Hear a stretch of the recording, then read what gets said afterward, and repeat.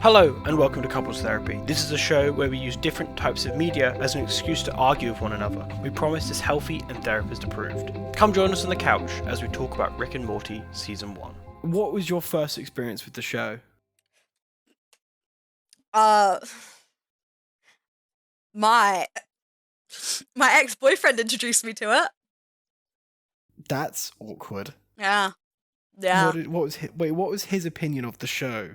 Was he like, oh my god, you're gonna love this? Or was like, hey dude, this is the show, right? It's like kind of cool. He wasn't, okay, I'd like to defend him a little bit. He wasn't one of the, this show is for people with high IQ people, but his friends were. And that was why he watched it. He started watching it. And then he liked it. And then we started dating again, because we dated previously, blah, blah, blah. Boring.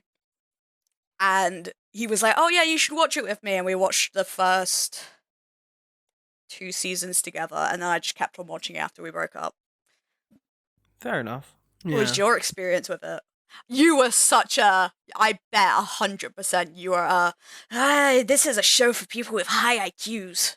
I genuinely wasn't. I found that shit very insufferable. I started watching it when season 3 started to come out. So that whole like, you have to watch this show for high IQ wasn't at its like height, wasn't at its peak of being really unfunny. So when I watched the show, I was kind of confused at why people said the whole, you have to be high IQ, because I knew Dan Harmon and Justin Roiland based off their work prior.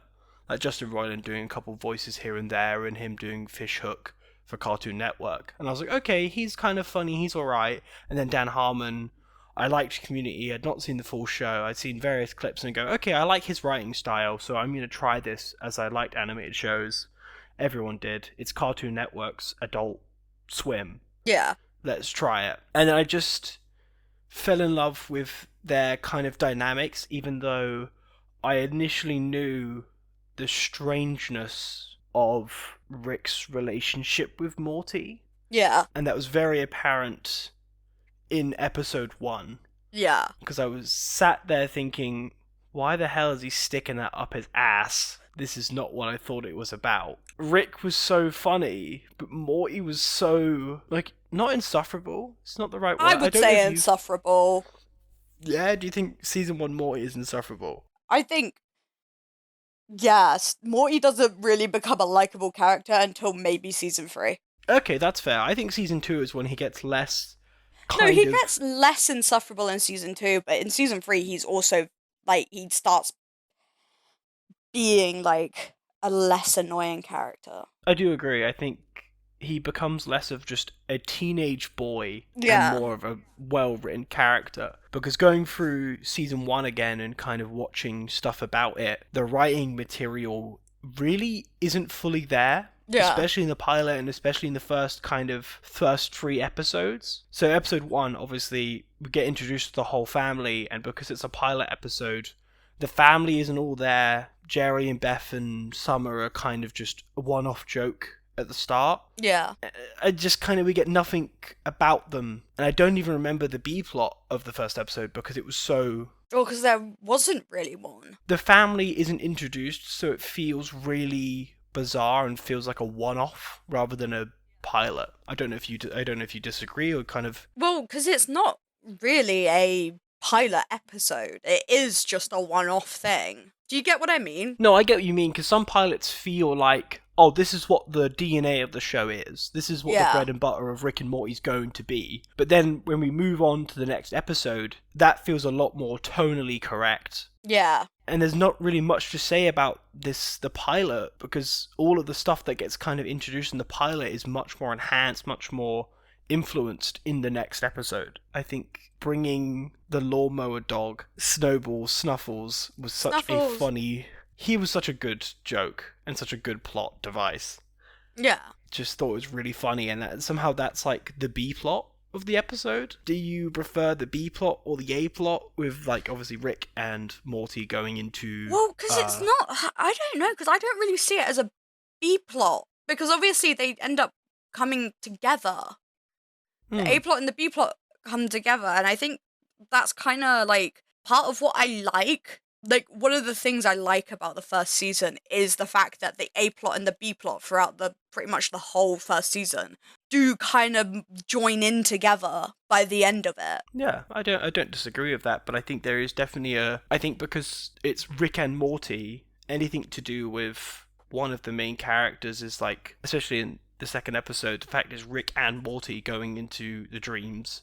Yeah. And then the rest of the family dealing with the dog. Yeah. I think it may not be a B plot, but it definitely feels like that. And obviously Jerry treating him I mean, Jerry treating the dog like shit. On your like first watch of it, I definitely see what you mean, and like, but I think once you get to the point, like with the new season and stuff, where it is everyone is an integral character to the show. Because I've always got that sort of in my head when I'm watching it, even when I'm going back to season 1, it stops feeling like A plot, B plot, and then they merge to they feel equally important, and they are equally important, because the whole like going into dreams and stuff is how they get the solution to the B plot. Do you get what I mean? No, that is true. I forget about that, and obviously he's like the joke of Morty shitting himself, and that whole stuff. And I think the dream stuff is cool. Scary Terry is an awesome character. What I don't like is their I'm Scary Terry, bitch. What I don't like is their inclusions of weird sexual undertones. Summer being like what? Just like. Take a breather and kind of think about why and what they did that for. And then at the end of the episode where they hug and it's just that joke, it's not funny, it's not done for any like kind of messaging, it's just a weird gag. And I think that's really what stands out in my mind for why I don't particularly like going back and watching these episodes, because the some of the jokes and some of the characterizations Justin Roiland.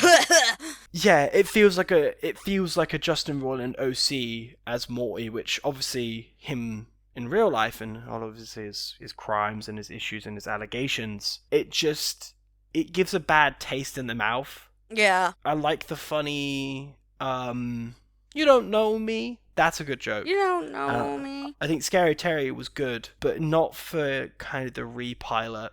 Just personally, I don't think it hits the mark. Yeah, like but it is also like the second episode. But like, they wrote these episodes out of order, so it's not like this is like their second idea. Yeah, I don't know. Like compared to the next episode of Anatomy Park, what a great episode! Like what an interesting concept of having Morty be in a body of a Jurassic Park ripoff, and then the best. Well, the fact that they're like separated, like obviously their story is conjoined, but it's separated. Rick and Morty works a little better, like episode 3 than episode 2. With Also, don't you think it's quite interesting that in the majority of these episodes, Jerry is one of the most important characters? Yeah, he's out of. Well, I think that's also because of the voice of Jerry being the kind of simpleton dad. I think especially for adult animation, that is such an important character, the dad in the figure. If you think of kind of any show that focuses on it, I definitely think Jerry is like. But like, he's so put down throughout the entire show, and he is like arguably the least interesting character, and they make it very known that he is the least interesting character. They have very strong like throughout the whole show and throughout this season as well. It's constantly just Jerry, you suck. We hate you, Jerry. Jerry, I hate you. I hope you die, kind of shit. But he is the out of the like separate part of the family. He is the most important character throughout this season. Yeah, he's the in-law, but somehow he's the third on the call sheet kind of deal. Yeah. It's like, I don't disagree. Especially the third episode and like the fifth episode, even the fourth technically with him and the apples, but the third episode with the family and the parents, the grandparents being this weird. It's his parents and it's him. Like adapting to his parents' new relationship, and the whole episode 2, the whole dog revolution thing starts because of Jerry. That's true, yeah, Rick does help Jerry with the dog and the batteries. Yeah. So, and then Me Seeks and Destroy, like, Jerry is the one that can't complete the task he's given the Meeseeks. True. That is a really good point. I didn't think of it like that. I didn't think of Jerry being this kind of third character. It really is. If you look at every single episode, I could list every single episode and tell you how Jerry is like one of the integral parts of it. Dude, yeah, Jerry, what a legend, what a trooper. Maybe raising Gazorpazorb. Yeah, I think that's the only one that I can really think of, and obviously close Rick counters of the Rick kind, because that is Rick episode. That is a Rick-centric episode, and I think going back to episode 3, I love the joke of Jerry, and I love the storyline of him hating devices, and then right at the end with the big man, big Santa in the sky, the first thing he does is, everyone take a screen, we're going to relax, and I think that's a great kind of characterization of how simple he is. He listens to something on the news, and he just accepts it that that's what you should do. Well, he expects his holiday to go exactly how he wants it, and we see it throughout the whole show, where he is very your average kind of guy, like wanting to go to the zoo, wanting like the whole in the new season with the Easter episode. Yeah, true. He is the one that's kind of enforcing, and with the snakes episode. Yeah, that's a good thing about. His whole thing in that episode is getting up the decorations for the holiday. There's a good subplot. I can't lie to you. Yeah. They're somehow the funniest, and I think because of how simple Jerry is, I think especially your favorite episode, episode 4. Yeah. Jerry being so not close-minded, but just so unaware. Yeah. Of what's going on, and I think you should explain the plot, kind of give your more opinions on Jerry, because I think it's so funny, the fact that this is your favourite of the entire season. I think it's really funny, because I don't even particularly like actual M. Night Shyamalan that much. I like Sixth Sense, and that's about it. I watched Shines, it was kind of mid. Your opinions, fair enough. But it's just such a good episode, because, like, I don't know, like, the whole thing is, I don't know how to explain it. I get what you mean. The plot is so interesting. It's such a unique concept for a sitcom. Yeah. Especially an animated sitcom. The fact that Rick knows that doesn't know that Morty is a simulation, but everyone else is. The twist that it's Jerry and it's actually a Rick and Jerry episode is exactly. It's unlikely. Our first proper Rick and Jerry episode, and it's such a good way to introduce the concept, because it's unintentional. It's an unintentional Rick and Jerry episode, whereas all of the other ones kind of end up being intentional ones. Agreed. Yeah, especially later on during the seasons where they utilize the characters more to be more an ensemble. The joke that, and also the guest star, David Cross, he does an amazing leader of these people. Him antagonizing the entire team. It reminds me a lot of the most recent Superman and how he just blames kind of everything else except from himself. Well, no, also, so funny. I was thinking that exact same thing with, like, Lex Luthor and how he, like the shoulder rub and, like, the applauding after the successful battles and stuff. Like, it's very... And this episode infringing on David Cross's character getting some key information out of Rick, wanting the dark matter, and how Rick foils them, but realizes that it's just kind of the twists and turns that it does. I think they're very interesting and gets you kind of sitting up in your seat. Yeah. For a sitcom. Those are very funny. Do you have a favourite joke in the episode? I've got to ask. I don't know. I don't really have a favourite joke. I think my favourite bit is is right at the end where he's just like going... Oh, what with Rick and Jerry in the spaceship, how he's actually foiled them, and you didn't realise that he's foiled people with or being just a mix of these ingredients. I think that's like the cream of the crop. My favourite joke is the butt flaps appointment. Of course, that's your favourite joke. It's so funny, the fact that they get out of this simulation and, like, it's over now. And he goes, it's not actually a real appointment. And he goes, actually, can you move it up? I really need this. I just think that's subtle humour. It's not a joke that you chuckle at, but it's a joke that you go, that was good, yeah. And obviously, a lot of these episodes, they don't feel dated. But they feel I would say they feel dated. Yeah, do you think so? I definitely think Meeseeks and Destroy is very dated. Yeah, I just think that it's a very much so just one-off episode sitcom, while the rest of the series, like, they have one-off episodes in every single season, but they're also all of the episodes are still kind of correlated to the overall plot. This season, it does just feel like they didn't fully know what they were doing because, like, they weren't expecting to get picked up. And do you think that Me Seeks and Destroy, do you think that's the worst episode, or do you think that's Raising Gazorpazorp? I think Raising Gazorpazorp is the worst episode. I think Me Seeks and Destroy is a very boring episode. Agreed. The Me Seeks got so old so fast, and I think that's not the show itself, but I think that's the fandom. Yeah. Pushing these, and the fact that it has ginger hair, voiced by Justin Roiland, they're very, like, characters that feel like him. Yeah. I just think I don't know, I just wish they did more with it. Agreed. And I like the concept of Jerry doing his golf swing, Beth kind of learning how to be a woman, and I can't even remember what Summer does. She wants to be, like, popular. Oh yeah, she wants to be popular, because I think of it in the same vein as the Knight family, as it's their way of dealing with their darkest kind of their ways, like, of insecurities. Yeah, not insecurities per se, but just more like them wanting to be doing more in society. Yeah. And I think for Jerry working on his golf swing, and then somehow that ends up him not being good enough, ruins the whole him family. Just being him. Yeah, and then whilst we have this very kind of rather goofy plot, we have a very serious tone with the Rick and Morty bit, with obviously Morty's assault against him with Mr. Bean, and how is his name Mr. Jellybean, isn't it? Yeah. It's not even just Mr. Bean, Mr. Jellybean. And I think those two tones for audiences alike, they either really love how it does in fact keep it a little bit more lighthearted towards an audiences, or the fact that it just kind of undermines what it is. And I think this is also, I don't know if you agree, where end tags start to pick it up, with obviously after the credits that we get a little bit more. I still think the M. Night Shyamalan's episode is where it picks up. Yeah, that's fair.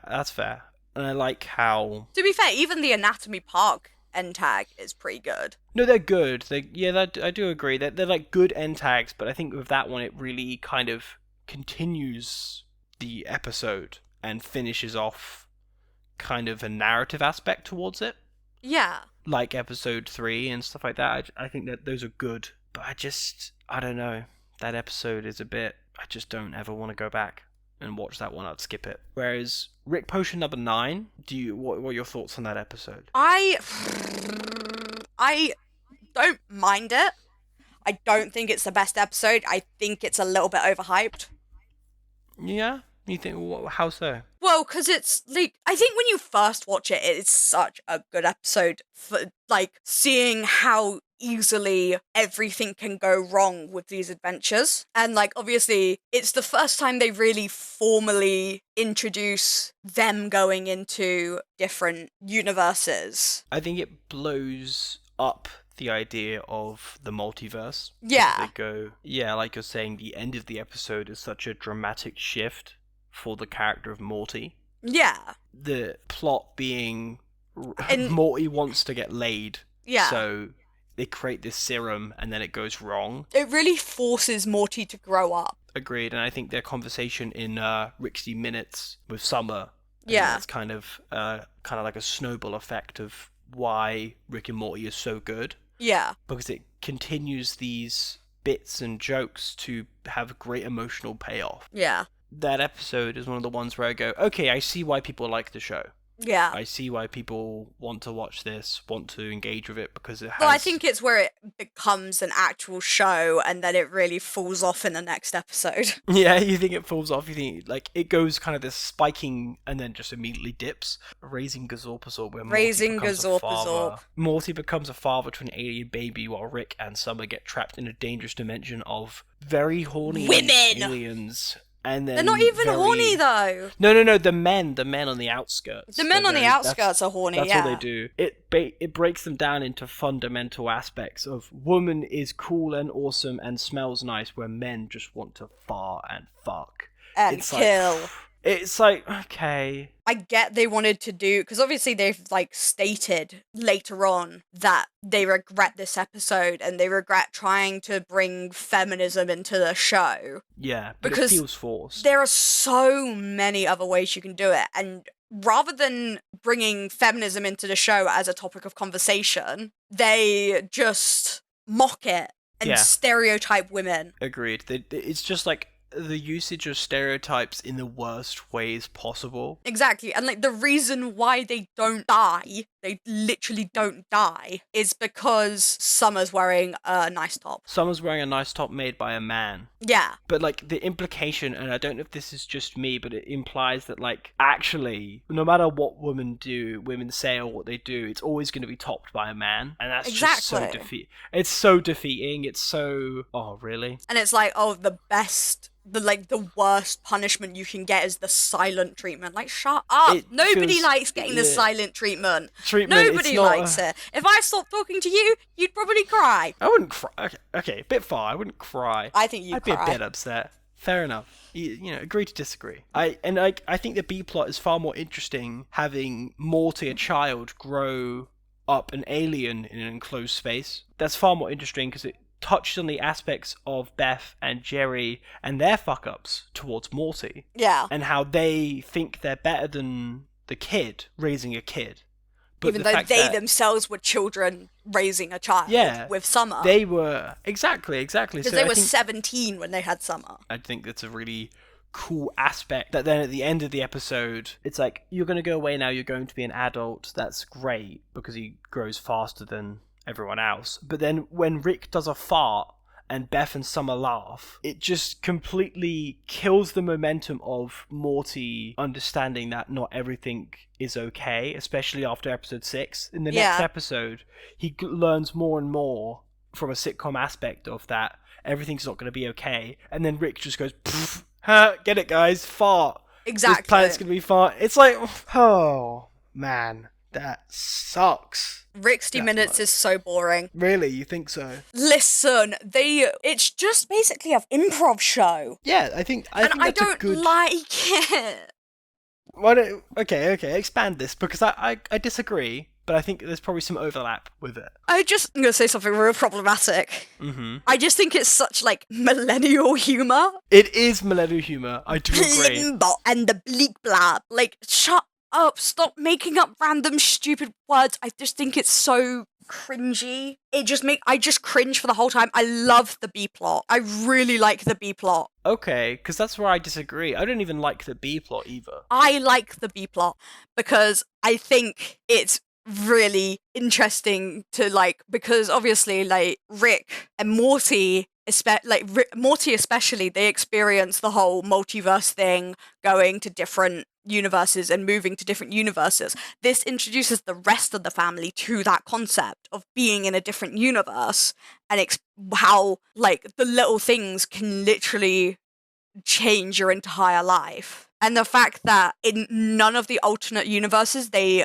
look at where they're not being a family and being this dysfunctional family, Summer doesn't exist. Yeah, that I do like that aspect, but also really undermines kind of later on in the show about all these other dimensions that have these characters. I think it's like fine, it's okay with a B plot, and I really love because I think it explores. I think that it explores outside of the finite curve. True. I think the universes that they're seeing are outside of the finite curve. That may be true, and I don't disagree with that. I think for the importance of the beat, I think this is the fundamental issue of season 1, is that we have a very good, very serious plot, but then accompanied by a very stupid and absurd thing. Yeah. Well, I think because they were too afraid to have serious episodes at this point. Because if you think about it, like, if they made this episode, like, more serious and had more focus on that as a concept, I don't think they would have kept their audience. That's true. I think the initial audience of like, I don't disagree. Because while I the initial don't like the episode and I do think it's quite boring, I can acknowledge that without episodes like that, the show would not have gone as far as it has. Yeah. But like people's peak of the show is season 3, where it does kind of have more. A little bit more. Well, that's the thing though, because like at that point they've created a story with the characters, you've created a connection with the characters. But in this first season, it's like, are they going to get more seasons? If they hadn't had these one-off episodes that like now compared to the rest of the show are a bit shit, but at the time were like funny and new and inventive. No, I don't disagree. I do agree with you. As like, I personally don't like it, but I can respect it, and I did remember Exactly. when I originally watched it. I did find these funny. I Yeah. think the sketches were hilarious. My favorite one, the sneezy car. I like really the funny. sneezy car, yeah. That's my favorite. I one do of all like of the them. doors, the fake doors. Yeah, I how like the that advert one. just keeps on going. Yeah, there was a few of them, and then like the guy that turns his skin outside out, the personal space. Well, what's a personal space? I think that's And, like, in the him next season. Is that next season? I thought that was Yeah. the first season. To be fair, We watched it that's last the thing. night. It was season 2. That was because they do a sequel. I don't know why. Like, I don't know why they do a sequel. I think that doesn't hit the same as it did. No. Like, Morty and Summer's conversation is the best part. Yeah. And how she's an accident and then he's from somewhere else. It gives this real nice little bow to wrap it up. It's just you're bonding over the nihilism of the situation. Essentially. Yeah, and I definitely agree. The nihilism in this episode that's eye-opening. And the sci-fi aspects, as they're not really extreme. They're not like, oh my god, look at this alien, he's so weird, look at this crazy concept. They're just like simple. Yeah. Well, it's a bottle episode essentially. Yeah, true. They never leave the house. They don't leave the just house. I don't know, but one thing I really do love is the end tag of this episode. Chipmunks in people's butts. Yeah. It's really funny. It's really stylized. It kind of shows how you have this joke that people will hit, or like you'll just miss the joke, and then it'll go back to it, and you go, "Oh yeah, that was really funny." Yeah. What's actually going on in that universe? And it definitely expands the mindset of audiences to go, "Okay, we can go anywhere in this show." Also, like the family bonding kind of moment, because obviously they go on like a holiday to look at the butt people. It's the first time that all of the family go somewhere together. Yeah. That's fun. That's interesting. That was.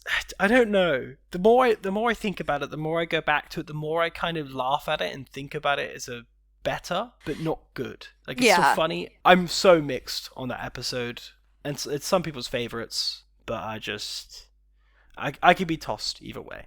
You could be tossed. I could be tossed either way. Thrown left or thrown right. Yeah, exactly. But episode 9 is my favorite of the entire season. Yeah. Alfred Molina as the devil is so interesting. It's so funny. He does such a good voice. He does such a good performance with his little twirling mustache. And this is the first episode where I can feel Rick and Summer's relationship evolve. Yeah, I like that it actually like explores it, and it does show how similar they are. Yeah, that and episode 10. I think I think Jerry and Summer are really these switching third characters. Yeah. Rather than, like, Beth really gets sidelined in this first season. She barely does anything. But Summer and Jerry are these really like poking the bear on if they can be a good side character. Yeah. And in episode 9, she really is a good side character.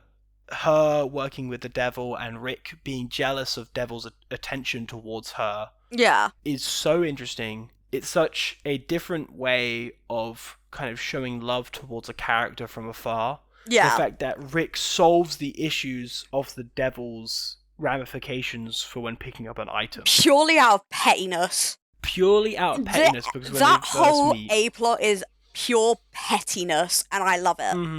And that, because they both share that, where they're both that petty. Like, Summer is creating this relationship with like somebody like of similar age and assholeness as Rick, almost because Morty gets all of his attention. Yeah, and at the end of the episode illustrates that. They both join together in their petty bullshit and bulk up and beat the shit out of him, and I love that. Going back to the episode, I love the aspect of when Rick just gets bored and he just blows the place up. Yeah. Because for him, this is just what he said in the show this is when Bugs Bunny fucks with the orchestra for 40 minutes. Yeah. Like, to him, this is a side plot of fucking with the devil. Yeah. And I just, that is what Rick Sanchez is to me. That everything. But that's is what a I mean. side Like, plot he's to just him. Yeah. petty. He is petty, but I love that difference. And my favorite joke of the entire episode is when he starts up Needful to be a Google kind of rip-off, and he Zuckerberg's Summer, and then that leads into the whole buffing montage. I love the joke of Alfred Miller go, I've been Zuckerberging people since before he was born.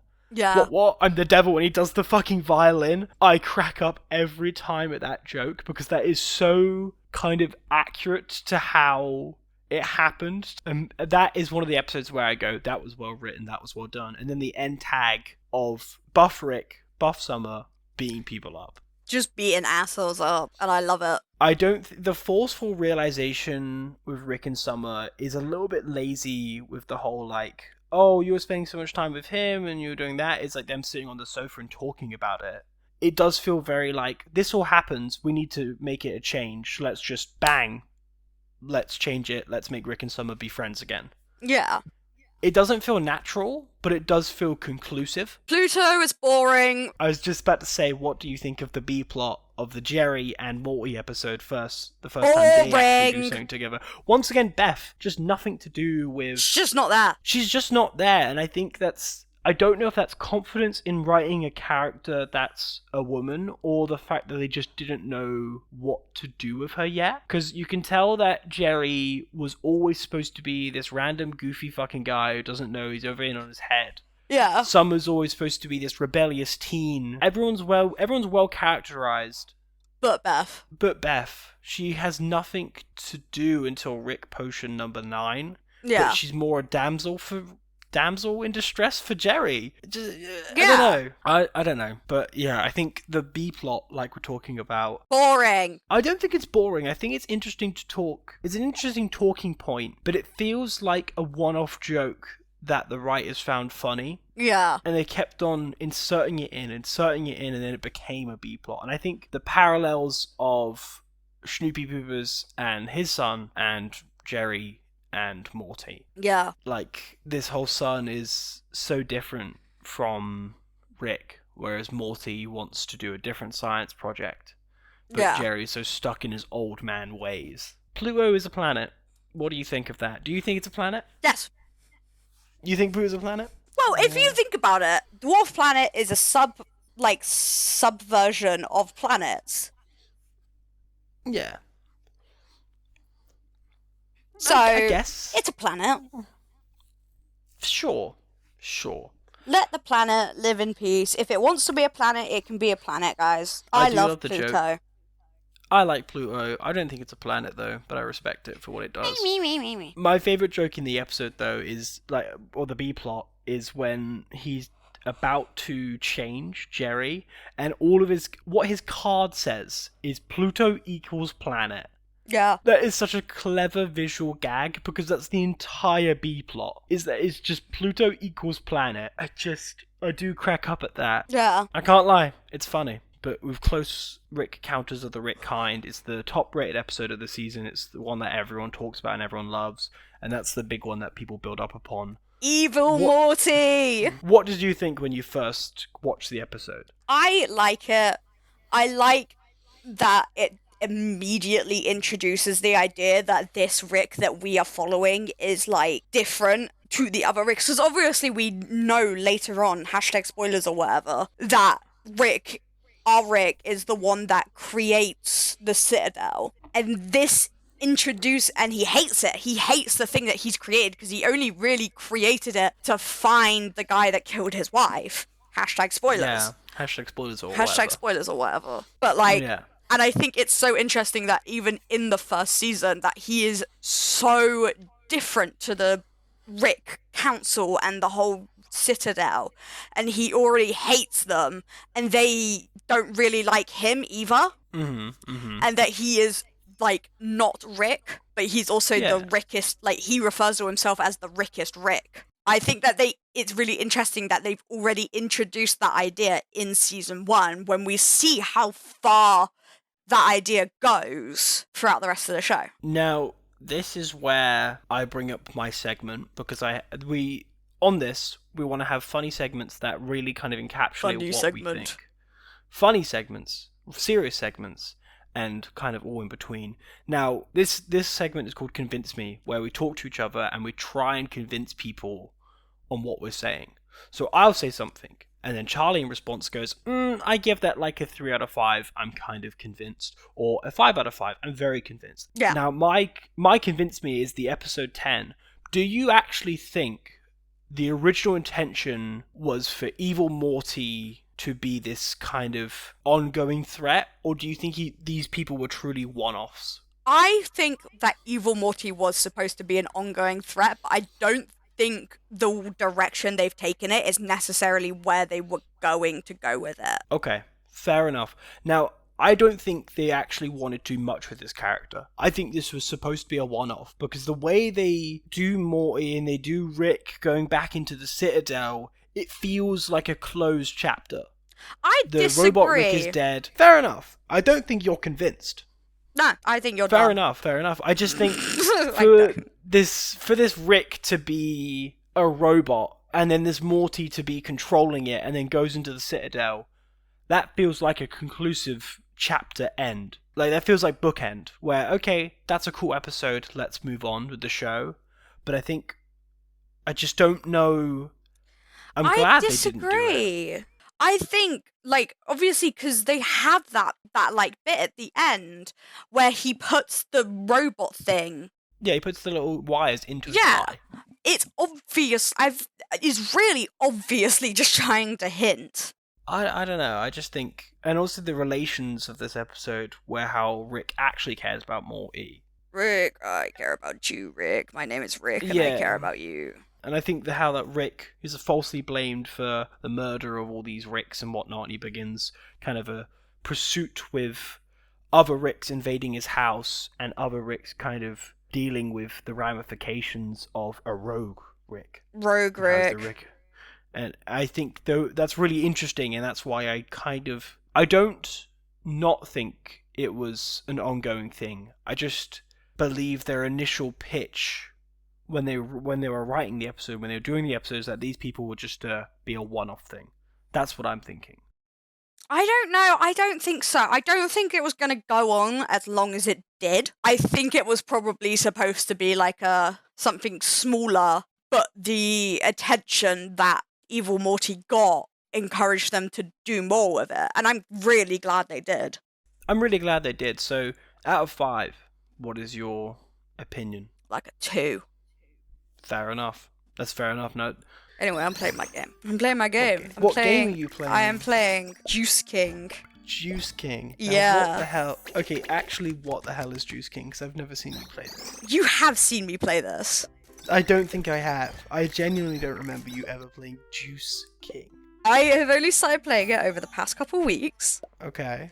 But I'm really invested in it. I don't even think it's been like... I think it's been like a week that I've been playing this for, and I'm already level 27. What do you do in this game? Please actually explain this to me, because I have no idea. So, you are evil. You're not evil. You're evil? No, you're not actually evil. You are a little guy, you're a little character, and you run around, and you are starting your own juice business, and you gotta make these, like, juice things using money, obviously, because we live in a capitalist world. Okay. And with the money, you buy your blenders to make your juice, and you have to... But the fruit that you make the juice with are, like, alive. And you have to kill them. What the hell? And harvest their juice. Oh. And then, so you kill them, you pick up their fruit, and then you put it in the blender, and then you sell it. And then you earn money for selling it, and you upgrade things. You get people to kill the juice things for you, but you still have to kind of do it. And you start buying more islands, and there's this other guy who's an evil capitalist, evil person, who has, like, a big corporation and keeps on trying to buy islands before you. Oh, okay, this seems just not like every other game, but this doesn't seem as... Well, I like it because it's, like, simultaneously, like, an idle game, because, like, once you get the workers and stuff, like, you get cashiers who sell the stuff for you, you get the people who kill the fruit for you, people who take the fruit to the juice stands, and then all of that stuff. And then once you've got all of those, it becomes kind of idle. You're earning money regardless of what you're doing, you know? Okay. So, like, That is... I'll sleep after playing the game, and I'll wake up and I've got, like, mad money, which I think is fun, because I like having mad money. That is a very peculiar game. Do you know when this came out? Yeah, that's what we'd be like. It's just, what the fuck? Is it the one with the knife? Wait, hold on. Is this... Okay, I think I have seen you play this once or twice. But even still, like... It's not very old. When did this actually come out? When did it start? Who's it published by? I'm curious. April 8th, 2025. Wow. Okay. It's like 3 months old? Nearly 4? Damn, not even a year old. Not even half a year old. And you're already addicted to it. Yeah, I've been playing it for like a week. And I can't stop playing it. What do you rate this out of 5? Like a 4 out of 5. A 4 out of 5. Okay, why is it a 4 out of 5 though when compared to other mobile games? Because to me, this seems like every other mobile game known to man. Well, that's because you have no taste. Fair enough, even still. I like it because it's fun. It's fun? It's fun, and I get to go around and kill a bunch of little fruit freaks who also, like, run away from you screaming. And then there's like bigger versions of the fruit. There's like mothers of the fruit who will try and attack you. So there is like stakes to it. Like you can die and lose all the fruit you've collected. Okay. But obviously you respawn. Like it's not too many stakes, but it's enough stakes where you're like, ooh, there's actually some like skill to killing the fruit later on in the game. It's enough to keep the dopamine receptors fired. Yeah. Fair enough. Are you playing it right now? Yeah. Okay. Shall we move on to the episode finale? Risky business. Because this is the only season that has 11 episodes rather than 10. And yeah. Even the creators of the show don't count the pilot as the first episode of the show, which is kind of peculiar for... Actually kind of normal for sitcoms, but not normal for shows. Yeah. As people want to expand upon what they already know. Do you like the B plot? The Beth and Jerry go to a Titanic reenactment. That's a very... I have complicated feelings on it. Okay. I like that. I like the overall plot of the B story. Like, obviously it does show their difference in their relationship and the cracks in their relationship. Obviously leading up to them splitting at the beginning of season 3. The characterization of like a Titanic fanfic and how Jerry really wants that. Yeah. So him kind of doing it with the maid character is really cool and interesting, but it's also so useless. It's a bit gross. It is a bit gross. It's once again the sexual tone of just someone being a sexual creep. Yeah. Like we got that episode 2, episode 5, and episode 11. These characters that's like their entire, especially for episode 11, that's like her whole thing is that she loves the Titanic like Jerry, and then it evolves and becomes very weird and very, oh my god, they want to recreate the car scene. Yeah. Just not my cup of tea. Not my vibe. Not my vibe. Not my vibe for a season finale, maybe. I think if it was done in a way that wasn't just another excuse for Jerry and Beth to have marital problems. Yeah. I think I'd like that a little bit more. The whole, like, blown off thing of, like, oh, so you think, like, a rapist isn't always, like, and he just, like, describes something that very clearly happens to him. It's just, it feels a little bit like... Ugh. It plays as a really bad joke. Guys, I don't think rape belongs in comedy. Yeah. Unpopular opinion, apparently. Agree.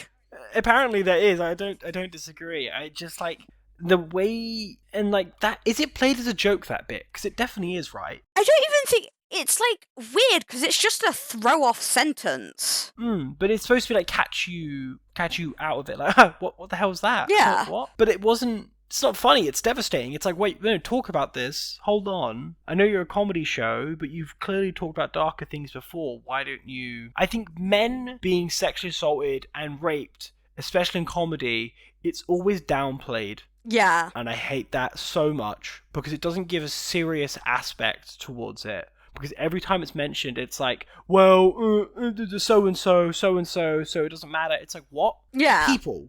this is a real thing. It happens. If it was the other way around, you'd complain. And you know that for a fact. So what the hell is going on And that's here? why I do complain. Well, not why I complain.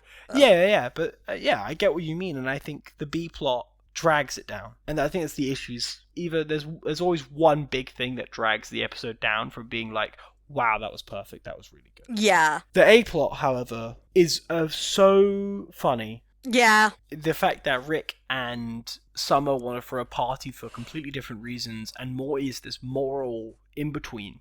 Whereas an average 14-year-old would be probably quite hyped for a party, but the serious stake of not going on adventures ruins that. And it's the fact that, like, because Rick is Rick, like, he knows that everything's going to work out. And he knows he has a way to fix things. Whereas, like, Morty doesn't. He's not there yet. He doesn't fully get that, like, there is a solution. And also, like, it kind of shows that to some degree that Rick knows how much power he has over Beth and Jerry and, like, their relationship. Yeah, and I think it's definitely expanded upon in later seasons. But because she literally leaves Jerry because of Rick. Not directly, but, like, because of Rick.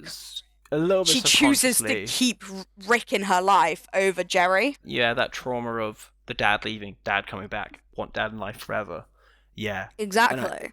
And I think Morty having, and this is once again kind of character development for Morty, having this higher ground and being like, guys, this is not okay. We need to go home now. We got teleported to an alien fucking planet. We have no idea where we are. Fault. What the hell?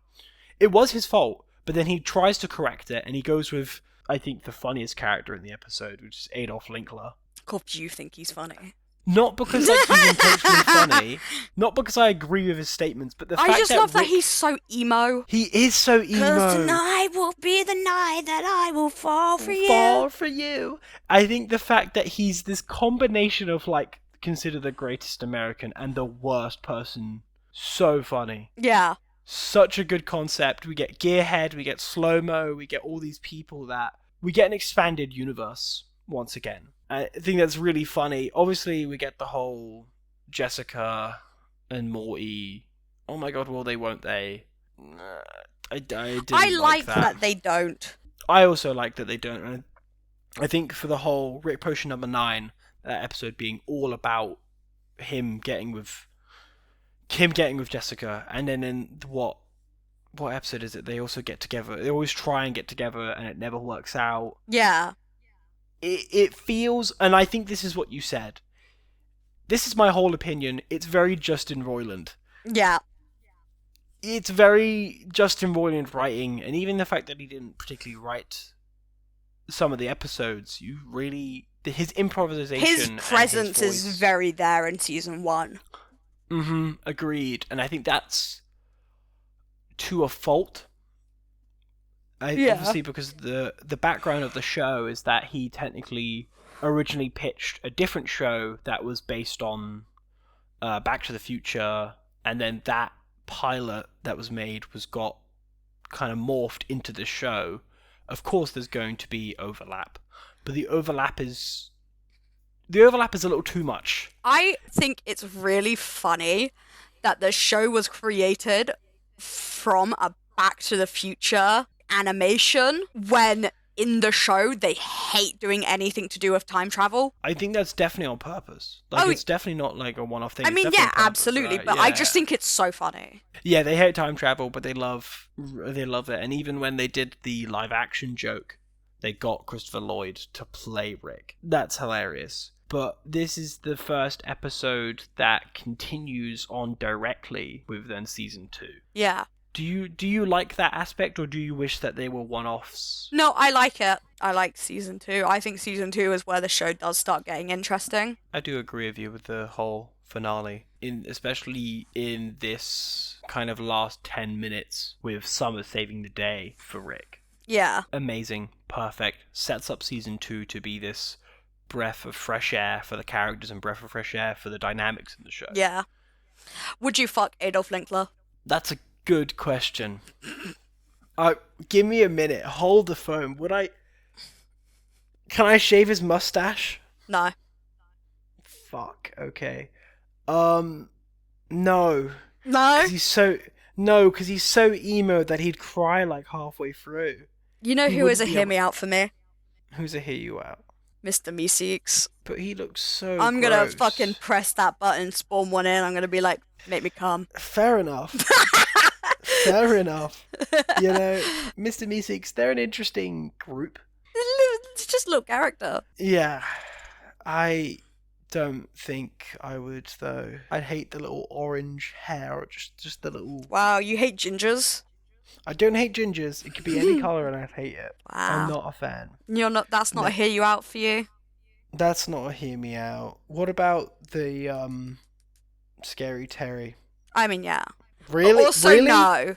It's like a half and half. Like, yes, but also those knives would hurt so bad. Yeah, that would be painful. And he'd be saying bitch. I mean, he's got a wife. He does have a wife. And a child, which means they've had to have fucked. Do you think they keep their arms like far away from?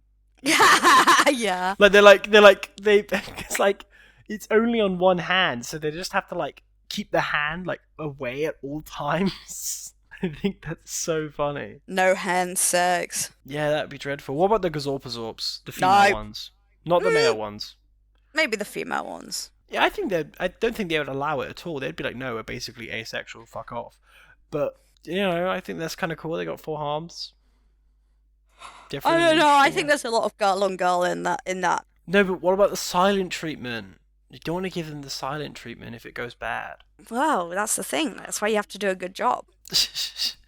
Yeah. I think this season is really 2 steps forward, 1 step back. It's like, wow, there's great progress of these characters, and okay, they're just kind of gone. Yeah. Yeah. I think it was a good way to start the show and get people to watch it so they could do more with it. So, for both of us, our least favourite is the Gazorpazorp episode. Yep. Then, your favourite is episode 4. M. Night Shyamalan's. And mine is episode 9, with Something Wicked This Way Comes. Yeah. I think these 2 episodes are the best because they show the writing capabilities. Well, yeah, it kind of gives you a glimpse into, like, the possibilities of the show. I think one definitely on a sci-fi aspect and one kind of on a morality aspect. And yeah. Kind of especially in the characterization of the ensemble. Yeah. I think that really heavily brings up the show and makes it a lot funnier and a lot better when they utilize these characters in more interesting ways. Yeah. Like in those episodes. But on these 11 episodes, I want you to rank all of the main cast. Which one was your favorite overall? I mean, Rick, then probably Summer, then Jerry, then Beth, then Morty. Really? Morty's last and Beth? I don't like him in the first season. Okay. I think for me, I think we agree on Rick being 1. I really like Jerry in all of his episodes. I think he's the funniest. So he's 2nd just because of how stupidly comedic he is. Not because he's a better written character, just because every joke he does against him lands, especially in episode 10 with him and Doofus Rick. Yeah. Just Jerry, episode 10. And then Summer, and then Morty, and then Beth, because Beth just does nothing.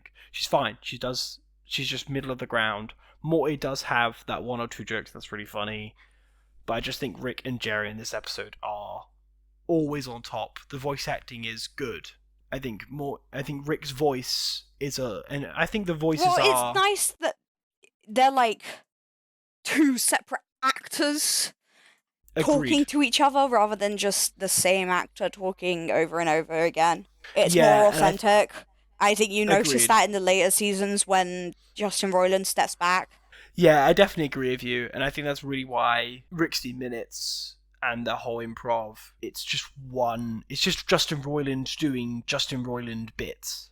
Season 2, a lot of good episodes, a lot of things to look forward to in the way that it explores its ideologies and its ongoing world. Thank you so much for watching. Let's get riggedy wrecked. Let's get riggedy wrecked. Thanks for watching, guys. Make sure to like and subscribe, and we'll see you in the next one.